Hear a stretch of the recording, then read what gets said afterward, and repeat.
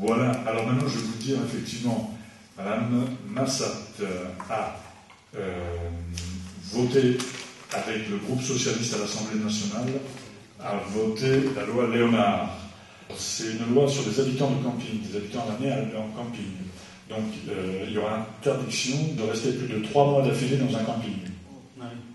Voilà, alors là, pourquoi les gens sont dans un camping? C'est pas parce qu'ils aiment le camping, c'est parce qu'ils n'ont pas de rond pour pouvoir louer. Dans les campings, il n'y a pas aussi les... Il y a autre chose, bien sûr. Tous les habitats alternatifs.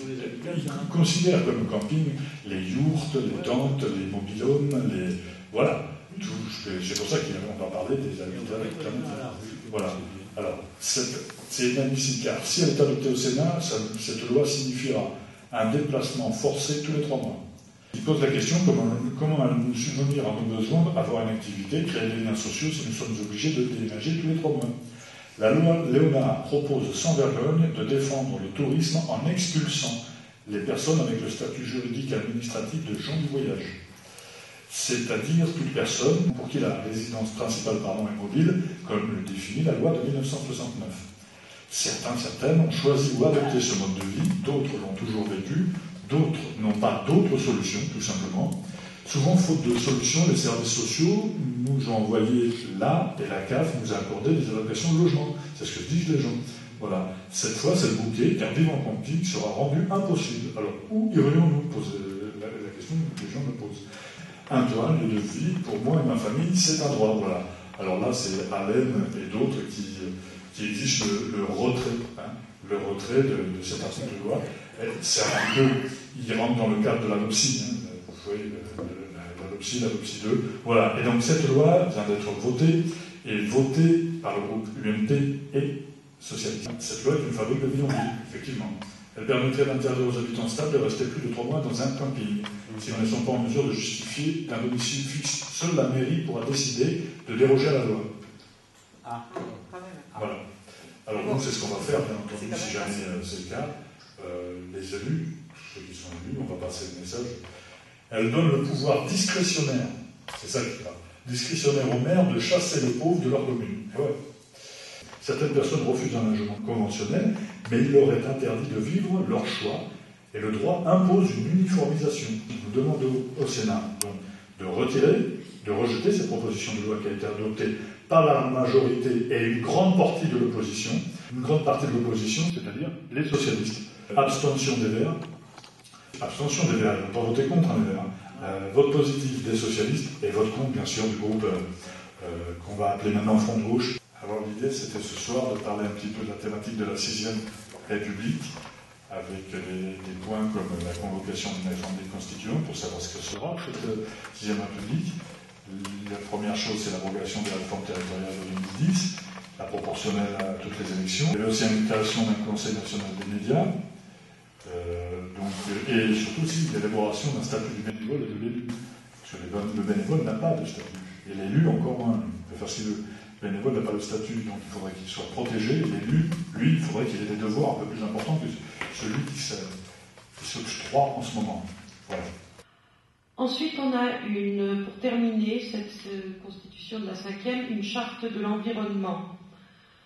Alors, moi j'aimerais savoir sur l'article 2 de cette charte, quelles contraintes pour les entreprises. Il y a un devoir de prendre part à la préservation et à l'amélioration de l'environnement. Il y a un devoir de limiter les conséquences dans l'atteinte à l'environnement. Ces devoirs sont adressés aux citoyens, à chacun des individus. Ils ne sont absolument pas adressés aux entreprises qui sont quand même dans le cadre des grandes pollutions. C'est pas un Gugus qui balance un truc de sa voiture, quoi. C'est de la grosse pollution, et ça, je ne l'ai pas trouvé. L'article 8 dit que le travailleur participe à la détermination des conditions de travail, à la gestion des entreprises par l'intermédiaire de ses délégués. Article 9. Tout bien, toute entreprise qui a un caractère de service public national doit devenir propriété de la collectivité. Ça, c'est important. Ça, c'est super important. C'est l'article combien? Article 9. De 46. Il est toujours là. Qui est repris dans le... Ouais. Ils l'ont repris dans le... Et l'article 13 garantit l'accès à l'instruction, à la formation professionnelle, à la culture, à l'enseignement public, laïque, c'est un devoir de l'État. Par rapport à la politique étrangère, c'est l'article 14 qui dit que la France ne participera à aucune politique de conquête et n'interviendra pas contre la liberté d'aucun peuple. Donc, comme Mme Alliot-Marie propose son savoir-faire dans la répression des manifestations, elle est hors constitution.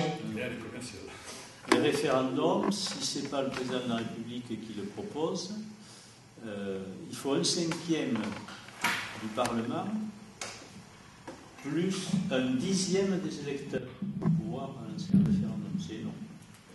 Après, il y a des propositions du Front de gauche.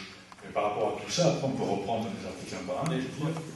Et alors, voilà, sur les propositions, c'est donc convoquer une assemblée constituante.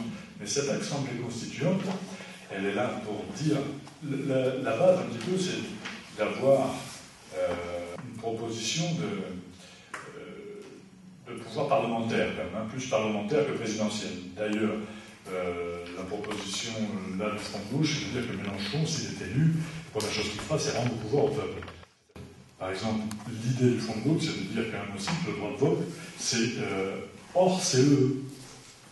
Le droit de vote, il est hors CE, pas CE, quoi. Hors CE. Il y a aussi une grosse réforme du Sénat, de l'Assemblée nationale, la proportionnelle à toutes les élections. En ce moment, quand même, on est gouverné par des gens qui représentent 20 à 30% de la population française.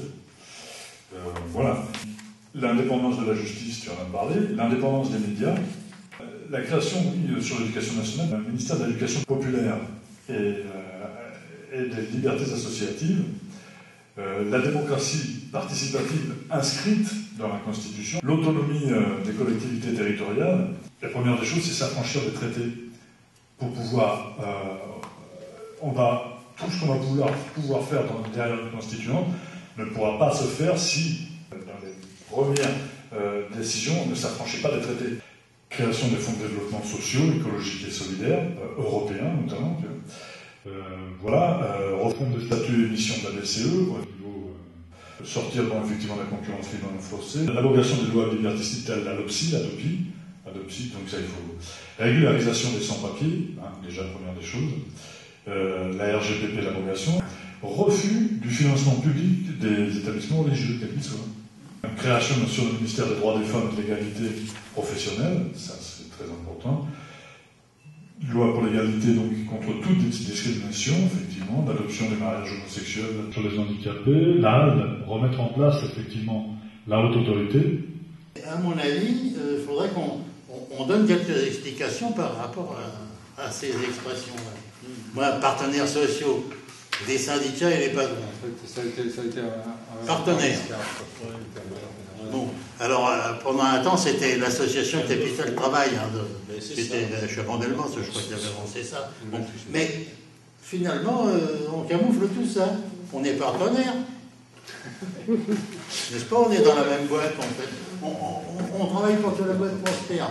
On fout à la porte, mais ça fait rien de coller. Et moi, je pense que ce qu'il faudra peut-être développer un petit peu dans un projet de constitution, par exemple par rapport au statut de l'élu, on pense évidemment aux députés, etc. Mais je veux dire, les délégations dans les entreprises qui sont actuellement mises en cause,